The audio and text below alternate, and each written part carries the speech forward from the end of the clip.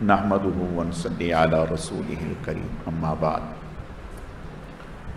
اعوذ باللہ من الشیطان الرجیم بسم اللہ الرحمن الرحیم وَأَمُرْ أَهْلَكَ بِالصَّلَاةِ وَاصْطَبِرْ عَلَيْهَا لَا نَسْأَلُكَ رِزْقًا نَحْنُ نَرْزُقُكَ وَالْعَاقِبَةُ لِلتَّقْوَىٰ صدق اللہ مولانا العظیم۔ میرے عزیز و دوستو، اللہ رب العزت کا بے حد کرم ہے، احسان ہے کہ اللہ پاک نے ہمیں دین سیکھنے، سمجھنے اور عمل کے جذبے سے جمع فرمایا ہے۔ اللہ تعالی ہم سب کے آنے کو، جمع ہونے کو، مل بیٹھنے کو اپنی بارگاہ میں اعلیٰ درجے میں قبول فرمائے، کمی کوتاہیوں کو معاف فرمائے۔ گزشتہ 3 ہفتے یا 4 ہفتے غیر حاضری رہی اور سفر میں رہے، تو اللہ پاک کی توفیق سے اللہ پاک نے دوبارہ سے اس مبارک سلسلے میں جوڑ دیا ہے۔ اللہ تعالیٰ اپنی بارگاہ میں قبول فرمائے۔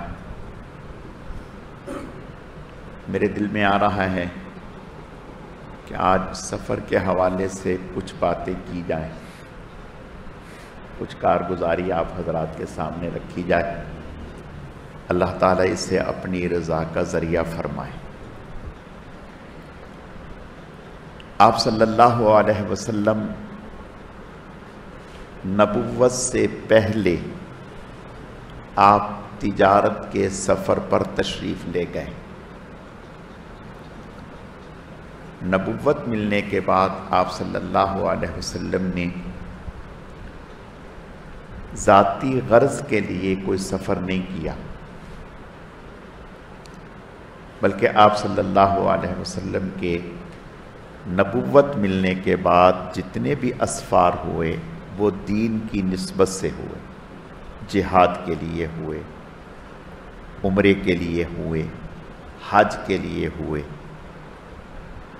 جہاد کے لیے مختلف اسفار ہوئے، لیکن ذاتی نوعیت کا سفر تجارت کے لیے، کسی اور کام کے لیے آپ نے نہیں فرمایا۔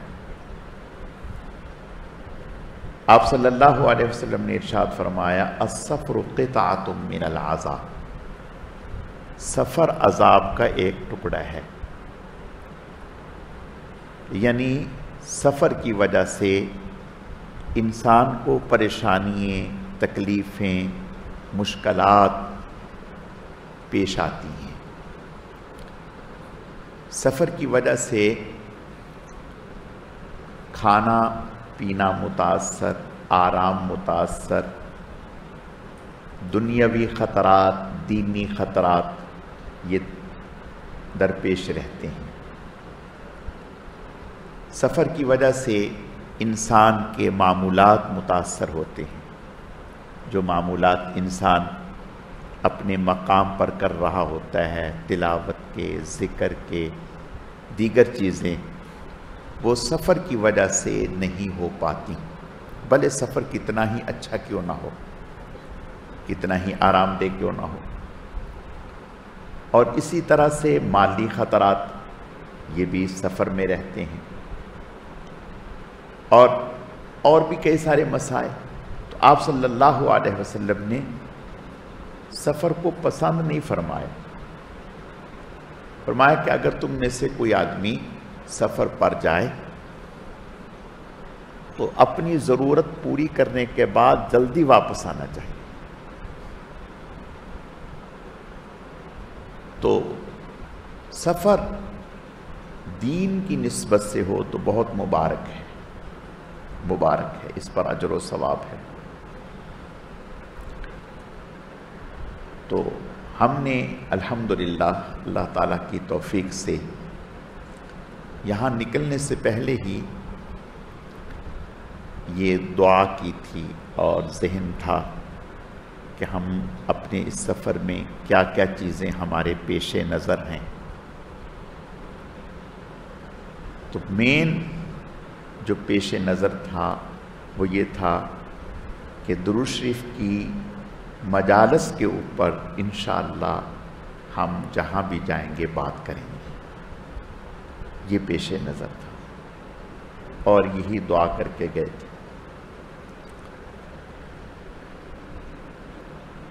ہم نے جب یہاں سے سفر شروع کیا تو سفر سے پہلے جہاز میں 2 طرح کے سواریاں تھیں. ایک جہاز وہ تھا جس کا ٹکٹ کم تھا لیکن اس میں ہماری نماز متاثر ہو رہی تھی. نماز درمیان میں آ رہی تھی اور نماز قضا ہو جاتی. اور دوسری فلائٹ وہ تھی جس کا ٹکٹ زیادہ تھا لیکن نماز قضا نہ ہوتی, ہم نماز پڑھ کر کے اس میں سوار ہوتے. تو جس ساتھی سے کے ذمہ لگایا ٹکٹ کرانے کے لیے تو اس نے مجھے بتایا کہ یہ تو میں نے کہا کہ بھئی کم ٹکٹ کو کیا کرنا ہے اگر ہماری نماز قضا ہو جائے تو پیسے بھلے زیادہ لگ جائیں لیکن ہم اس سواری پہ اس جہاز پہ جائیں گے جس میں ہمیں نماز کی کوئی مشکل نہ ہو. اور نماز تھی مغرب کی. تو خیر گھر سے ہی یہ دعا کر کے نکلے کہ یا اللہ پاک ہماری کوئی نماز بھی نہ تو قضا ہو اور نہ جماعت سے رہے.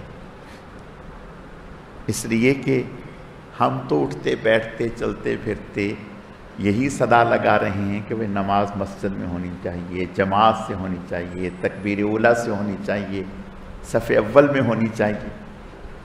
اور یہی ہماری زندگی کا نصب العین ہے. اگر یہ چیز ہم سے رہ جائے تو پھر فائدہ کیا. تو یہاں ہم جب نکلنے لگے تو نکلتے نکلتے ہمیں عصر کی آذان کا وقت ہو گیا تقریباً. اب ہم نے سوچا کہ اگر عصر کی نماز یہاں جماعت سے پڑھیں گے تو ملنا ملانا لوگوں سے تو ہم لیٹ ہو جائیں گے. تو یہ سوچا کہ بھئی عصر کی نماز ہم راستے میں پڑھیں. تو اللہ پاک نے کرم فرمایا, احسان فرمایا کہ ہم نے راستے میں پہلے سے ہی ایک مسجد کا ذہن میں تعین فرمایا کہ ہم وہاں پہنچ جائیں گے. تو اس مسجد میں ہم وہاں پہنچے تو جماعت کھڑی ہونے سے 7 منٹ پہلے الحمدللہ ہم مسجد میں پہنچ گئے. عصر کی سنتیں ادا کیں اور پھر جماعت تکبیر اولیٰ سے اللہ نے اپنی رحمت سے ہمیں پڑھنے کی توفیق عطا فرما دی. اس پر اللہ کا شکر ادا کیا, یا اللہ پاک یہ آپ ہی کے کرم سے ہے. پھر دعا فرمائی کہ یا اللہ پاک جو اب سب سے اہم مرحلہ ہے وہ ہے مغرب کی نماز کا, کیونکہ مغرب کی نماز ہماری جو ہے وہ متاثر ہونے کا اندیشہ تھا کہ بورڈنگ کے بعد جو ہے وہ جہاز چلنے سے تقریباً آدھا گھنٹہ پہلے ہی یا 40 منٹ پہلے ہی وہ جہاز میں بٹھانا شروع کر دیتے ہیں تاکہ سارے پیسنجر جہاز میں بیٹھ جائیں اور جو ہی وقت ہو تو فلائٹ اڑ جائے. اب مسئلہ یہ تھا کہ مغرب جہاز اڑنے سے 10 منٹ پہلے مغرب کا وقت ہو رہا تھا, یعنی مغرب کا وقت جو شروع ہونا تھا وہ 10 منٹ پہلے شروع ہونا تھا, یعنی 10 منٹ کے بعد جہاز نے اڑنا تھا. تو خیر ہم بورڈنگ کے بعد میں وہیں لانچ میں بیٹھا ہوا تھا اور دعا بھی کر رہا تھا اور ذکر بھی تسبیحات بھی کر رہا تھا. یہ بات بھی پیش نظر تھی کہ نماز جو ہے وہ پہلے پڑھ لیں, یعنی جہاز میں سوار ہونے سے پہلے. اور یہ بھی اعلان سن رہے تھے کہ بھی لوگ جہاز میں سوار ہوں, جہاز میں سوار ہوں, جہاز میں سوار ہوں, جتنے پیسنجر ہیں. اب لوگ لائن میں لگے ہوئے تھے, میں بیٹھا.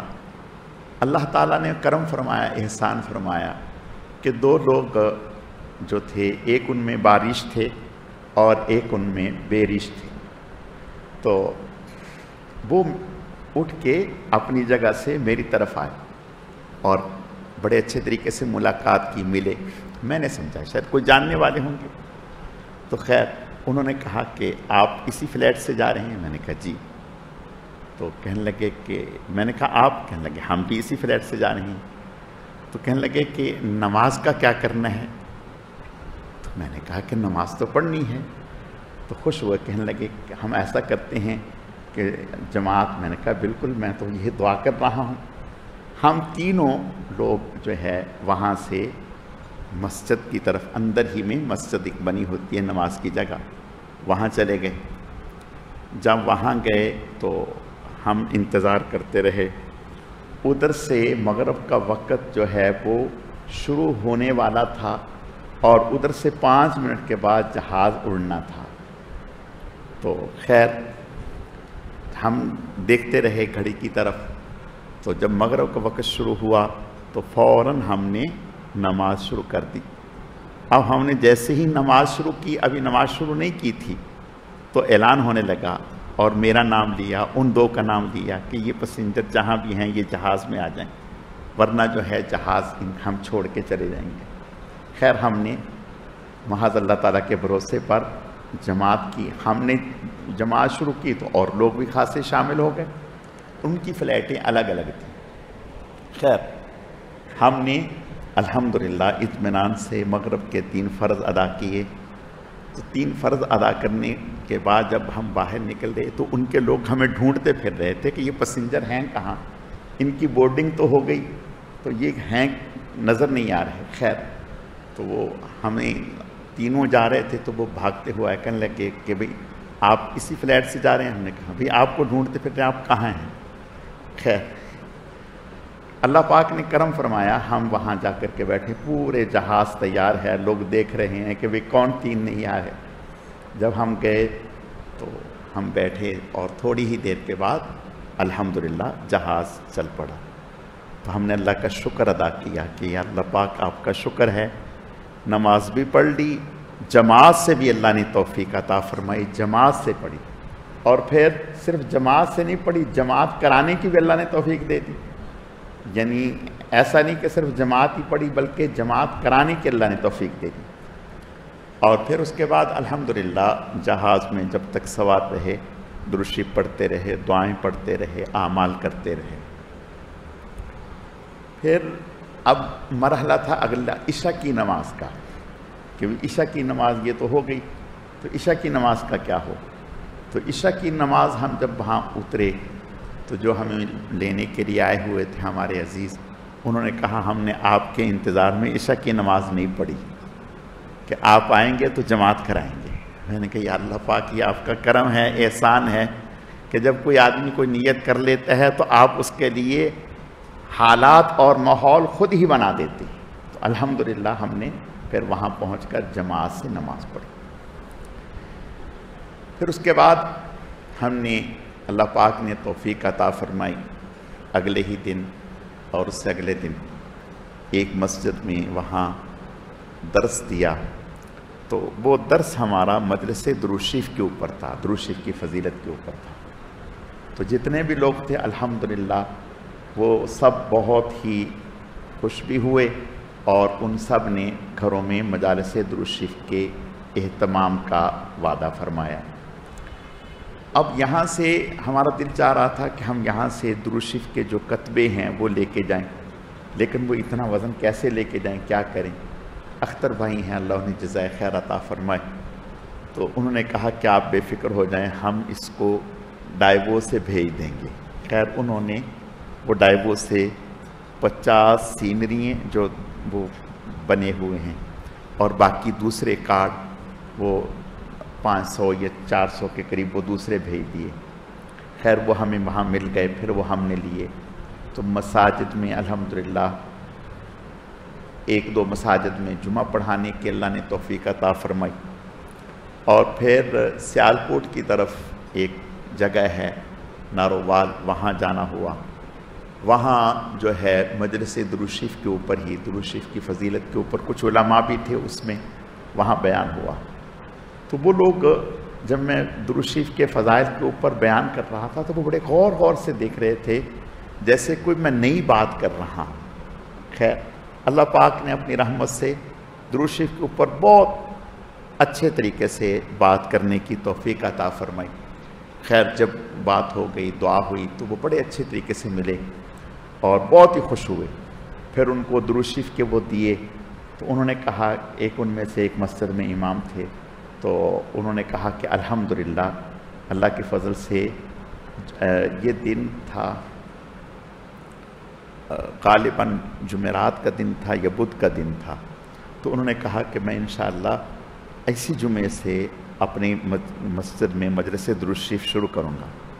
پھر انہوں نے الحمدللہ مجلس درود شریف شروع کی اور اس کا انہوں نے کلپ بنا کر کے مجھے بھیجا واٹس ایپ پر کہ ماشاءاللہ لوگ کپڑا بچھائے ہوئے ہیں اور درود شریف پڑھ رہے ہیں۔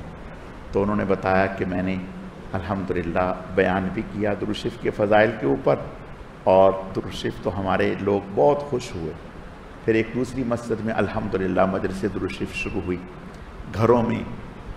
پھر ہمارے ایک عزیز ہیں، انہوں نے اپنے وہاں ایک نشست رکھی جس میں کچھ کرنل فوج کے ان کو بلایا، کچھ اور لوگوں کو بلایا، اور بلا کر کے اس میں جو ہے ان میں بات ہوئی الحمدللہ درود شریف کے اوپر۔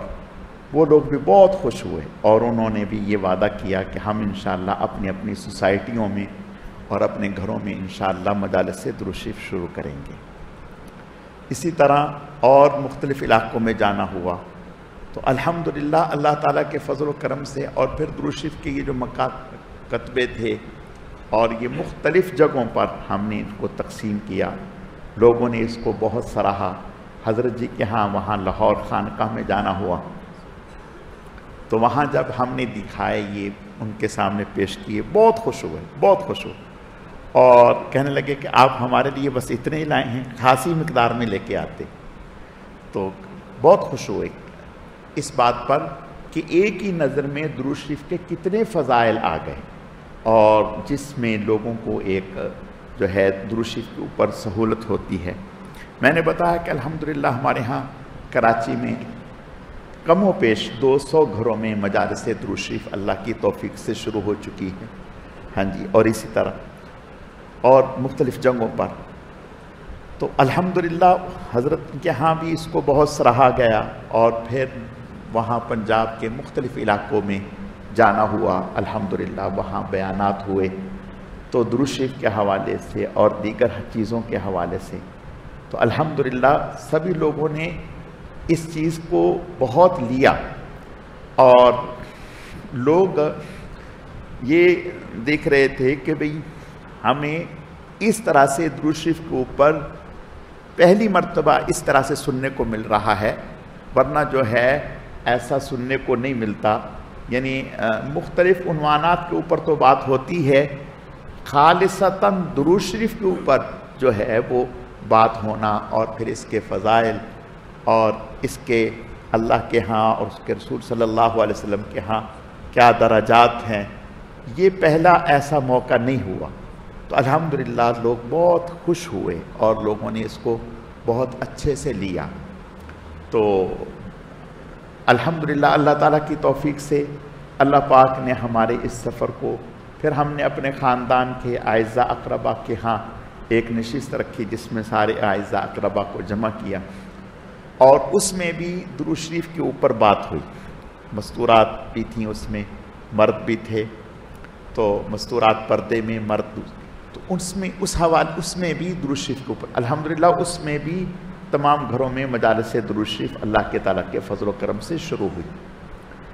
تو عرض کرنے کا مقصد صرف اتنا ہے، میں عرض یہ کرنا چاہتا ہوں کہ سفر جو ہے دین کی نسبت سے ہو پھر تو مبارک ہے، اور اگر دین کی نسبت سے نہ ہو، اللہ تعالیٰ ہماری حفاظت فرمائے، تو پھر سفر میں اعمال بھی متاثر ہوتے ہیں، آپ کے جتنے بھی معمولات ہیں وہ سارے کے سارے متاثر ہوتے ہیں، پورے طور پر پورے نہیں ہو سکتے۔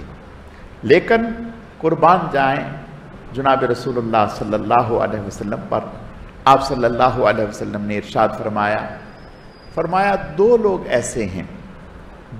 ایسے ہیں اگر ان سے ان کے معمولات میں کچھ رہ بھی جائے تو اللہ تعالیٰ انہیں پورا پورا اجر و ثواب عطا فرماتی ہے۔ ایک وہ جو بیمار ہے، علیل ہے، بیماری کی وجہ سے وہ اپنے معمولات پورے نہیں کر رہا، اس کے معمولات ہیں تلاوت کرنا، ذکر کرنا، نوافل پڑھنا، اور بیماری کی وجہ سے وہ نہیں کر پا رہا، تو آپ صلی اللہ علیہ وسلم کا ارشاد ہے اللہ پاک اسے جو صحت کے زمانے میں وہ اعمال کرتا ہے وہی اعمال کا اجر و ثواب اللہ تعالیٰ بیماری کے دنوں میں اسے عطا فرماتے ہیں۔ اور دوسرا فرمایا کہ سفر کی وجہ سے، اگر سفر کی وجہ سے کوئی آدمی اپنے معمولات نہیں پورے کر پاتا تو اللہ تعالیٰ اس کو وہی اجر و ثواب عطا فرماتے ہیں جو اس کے اپنے مقام پر معمولات پورے کرنے کے اجر و ثواب اس کو ملتے ہیں۔ تو سفر جو ہے اگر دین کی نسبت سے ہو تو بہت ہی مبارکباد کا مستحق ہے، لیکن اگر دین کی نسبت سے نہ ہو، اللہ تعالیٰ ہماری حفاظت فرمائے، ذاتی اغراض کے تحت ہو، تو پھر وہ سفر جو ہے دینی نقصان کا بھی ذریعہ بنتا ہے اور بعض دفعہ اس سے دنیاوی نقصان بھی پیش نظر ہوتا ہے۔ تو الحمدللہ اس پورے سفر میں اللہ پاک کی توفیق سے جو دعائیں یہاں کی تھیں، یا اللہ پاک ہمارے سفر میں دین کے حوالے سے، ذکر کے حوالے سے، درود شریف کے حوالے سے، یا اللہ پاک جگہ جگہ بات ہو اور پھر لوگ اس طرف متوجہ ہوں، تو الحمدللہ اللہ پاک کی توفیق سے اللہ پاک نے جگہ جگہ مجالس ذکر اور مجالس درود شریف کی نسبت سے موقع عطا فرمایا۔ اور اس سفر میں اللہ پاک نے جہاں اپنے لیے دعائیں مانگی، آپ سب حضرات کے لیے بھی دعائیں مانگی، اور آپ ہی کی دعاؤں کی برکت سے اللہ پاک نے ہمیں جو ہے مختلف مقامات پر یہ باتیں کہنے کی توفیق عطا فرمائی۔ اللہ تعالیٰ اپنے کرم سے اس سفر کو اور اس سفر میں جو دینی نسبت سے، درود شریف کی نسبت سے، ذکر کی نسبت سے باتیں ہوئی ہیں انہیں اپنی بارگاہ میں قبول فرمائے، ہمارے لیے، آپ کے لیے ذریعہ نجات بنائے۔ اور اللہ تعالیٰ ہمیں دعا یہ کرنی چاہیے، کوشش بھی یہ کرنی چاہیے کہ یا اللہ پاک ہمارا ہر سانس، ایک بات یاد رکھو، جتنے بھی اکابر کے حالات کو پڑھا ہے یا دیکھا ہے، سب کی زندگی کا نچوڑ درود شریف ہے، یہ سمجھ لو بات کو، سب کی زندگی کا نچوڑ درود شریف ہے۔ درود شریف سے بڑھ کر کوئی عمل نہیں ہے، درود شریف سے بڑھ کر کوئی عمل نہیں ہے۔ درود شریف وہ عمل ہے جو سیدھا آپ کا ہاتھ پکڑ کر حضور علیہ السلام کے سامنے آپ کو بٹھا دیتا ہے۔ جو حضور کی مجلس میں پہنچ گیا، حضور کی صحبت میں پہنچ گیا، اور جس کے لیے حضور نے ہاتھ اٹھا دیے اور دعا فرما دی، تو بتاؤ اس سے بڑا خوش نصیب کون ہوگا؟ ہمارے اکابر نے لکھا ہے، اور حضور علیہ السلام نے ارشاد فرمایا ایک صحابی سے، فرمایا اگر سارے اعمال کی جگہ صرف درود شریف پڑھ لو تو یہ سب سے زیادہ بہتر ہو جائے، اور سارے اعمال کی طرف سے یہ کافی ہو جائے۔ تو درود شریف بہت بڑا عمل ہے، یعنی میں پہلے یہ بتا چکا ہوں کہ درود شریف صرف انسانوں کو حکم نہیں دیا اللہ نے، بلکہ سنت اللہ ہے، سنت اللہ بھی ہے، حکم اللہ بھی ہے۔ اللہ نے اس کا حکم بھی دیے ہے اور اللہ نے اس عمل کو کیا بھی ہے، کر بھی رہے ہیں، اور اللہ کے فرشتے کر رہے ہیں۔ تو علماء نے لکھا کوئی بھی عمل، حتیٰ کہ صدقہ اور خیرات بھی، حج عمرہ بھی، کوئی بھی اگر اس میں ذرہ برابر بھی ریاکاری آ گئی تو فرمایا منہ پر مار دیا جائے گا، اللہ کے ہاں مقبول نہیں۔ لیکن حضرت شیخ الحدیث مولانا محمد زکریا رحمۃ اللہ علیہ نے لکھا ہے کہ درود شریف وہ عمل ہے اگر ریاکاری کے ساتھ بھی پڑھ لیا گیا تو بھی قبول ہے، تو بھی قبول ہے۔ بہت بڑی خوش نصیبی ہے، سعادت ہے۔ ہر بیماری کا علاج درود شریف ہے، ہر پریشانی کا علاج درود شریف ہے، ہر مصیبت کا علاج درود شریف ہے۔ حکیم الامت مولانا اشرف علی صاحب تھانوی رحمۃ اللہ علیہ نے لکھا ہے، ہندوستان میں طاعون پھیل گیا، جس سے کثرت سے اموات ہونے لگی. حضرت نے فرمایا کہ جب میں نے درود شریف کے اوپر کتاب لکھنے لگا تو اس کتاب کے لکھنے کی برکت سے, سیرت کے لکھنے کی برکت سے اللہ نے اس آفت کو ختم کر دیا. تو درود شریف بہت بڑا عمل ہے. کوئی من حیث القوم اس کو اختیار کر لے, من حیث الافراد اگر کوئی فرد اختیار کرتے ہیں, گھر اختیار کرتے ہیں, مرد عورت جو بھی درود شریف کے عمل کو اختیار کرتے ہیں, لکھ لے یہ بات, انشاءاللہ وہ دیکھے گا کہ کتنی جلد اللہ اس کو روحانی ترقیات نصیب فرماتے ہیں. حکیم الامت مولانا اشرف الصفوی تھانوی رحمۃ اللہ علیہ, حضرت شیخ الحدیث مولانا محمد زکریا رحمۃ اللہ علیہ, یہ دونوں اس وقت ہمارے لیے بہت بڑی شخصیات ہیں. دونوں یہ فرماتے ہیں اگر کوئی آدمی کسی سے بیعت نہیں ہوا اور کثرت سے درود شریف پڑھنے لگ گیا تو اللہ تعالیٰ کے رسول جناب رسول اللہ صلی اللہ علیہ وسلم پر درود شریف کی کثرت کی برکت سے آپ کے قلب اطہر سے نور کی ایک لڑی نکلے گی جو اس کے سینے کو روشن کر دے گی. اب اس کی وہیں سے رہنمائی ہونا شروع ہو جائے گی. اب یہ اگر کسی سے بیعت بھی نہیں ہوا تو کوئی ضرورت نہیں, بغیر بیعت کے بھی اس کا کام سیدھا چلتا رہے گا. اندازہ کریں یہ کتنی بڑی بات ہے, بہت بڑی بات ہے. تو اس لیے میرے عزیزو, میری آپ سے درخواست ہے کہ درود شریف جو ہے بس ہم ہر وقت ہماری زبان پر درود شریف رہے. صرف ہم ہی نہیں بلکہ گھروں میں درود شریف قائم, مجالس قائم کریں درود شریف کی, اور جہاں جائیں اپنے آپ کو درود شریف کا نمائندہ بنائیں. یعنی یوں کہیں کہ میں اللہ کا نمائندہ بن کر اللہ کے حکم کو عام کر رہا ہوں, جس کا اللہ نے قرآن میں حکم دیے ہے, میں اللہ کے اس حکم کا پرچار کر رہا ہوں. میں سنت اللہ کا بھی پرچار کر رہا ہوں, حکم اللہ کا بھی پرچار کر رہا ہوں, اللہ کے حکم کا بھی پرچار کر رہا ہوں. تو انشاءاللہ آپ دیکھیں گے کہ رب کریم اس کی برکت سے آپ کو روحانی اعتبار سے, دینی اعتبار سے, دنیاوی اعتبار سے, اخروی اعتبار سے کس قدر ترقیات نصیب فرماتے ہیں. کوئی پریشانی کسی بھی نوع کی ہوگی, آپ درود شریف کثرت سے پڑھیں, انشاءاللہ آپ دیکھیں کہ اللہ پاک غیب سے کیسے راستے پیدا فرماتے ہیں, غیب سے کیسے. اور ایسے اتنے واقعات ہیں میں بتا نہیں سکتا. میں نے پہلے بھی عرض کیا کہ ہماری درود شریف کی کتابوں میں ایک دلائل الخیرات ہے جس کے مصنف وہ فرماتے ہیں کہ میں نے یہ کتاب کیوں لکھی درود شریف کے اوپر, وجہ کیا بنی. یہ بات جو میں عرض کرنا چاہتا ہوں حضرت شیخ الحدیث نے بھی لکھی ہے رحمت اللہ علیہ, حضرت حکیم الامت مولانا اشرف الصفوی تھانوی رحمت اللہ علیہ نے بھی لکھی ہے. حضرت نے فرمایا کہ یہ سفر کر رہے تھے, دوران سفر, اور صحرا کا سفر ہے, پانی کا انتظام نہیں, پریشان ہو گئے, پیاس لگی, پینے کے لیے پانی نہیں. اب پریشان کہاں جائیں, کیا کریں, کس سے. تو دیکھا ایک کنواں نظر آیا, اس کنویں کے پاس پہنچے, اس میں پانی تو ہے لیکن گہرا ہے. اب نکالنے کا کوئی انتظام نہیں, نہ ڈول ہے نہ رسی ہے, پریشان کھڑے ہیں کہ کیا کروں, کیسے, پانی ہے لیکن نکال نہیں سکتا. تو ابھی یہ پریشانی میں ہے کہ ایک بچی دوڑتی ہوئی آئی, اس نے کہا کہ کیا دیکھ رہے ہیں, کیوں پریشان ہیں. میں کہا کہ پریشان, پیاس سے برا حال ہے اور پانی ہے لیکن نکال نہیں سکتا. اس بچی نے ان کے سامنے پانی میں تھوک دیا. یہ تھوکنا کیا تھا کہ پانی اوپر آ گیا, انہوں نے پانی لیا, پیا, اور پھر حیران ہو کر کے پوچھا کہ بیٹا یہ کیا ہے.